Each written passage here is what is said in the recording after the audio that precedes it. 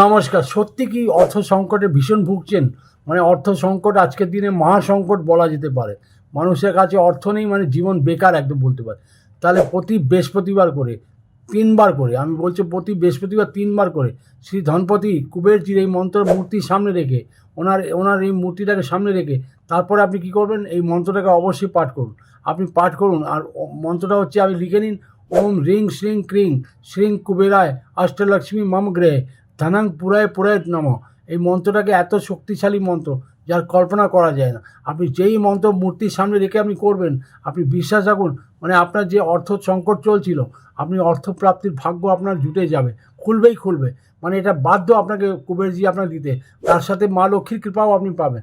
মানে যতই কষ্ট পাচ্ছেন না কেন, আপনি যতই দুঃখে আছেন, যতই দারিদ্রতা আপনার মধ্যে চলছে, আপনি বিশ্বাস রাখুন, এই মন্ত্রের মাধ্যমে আপনারা অতি অবশ্যই অর্থের দ্বার খুলে দিতে পারবেন।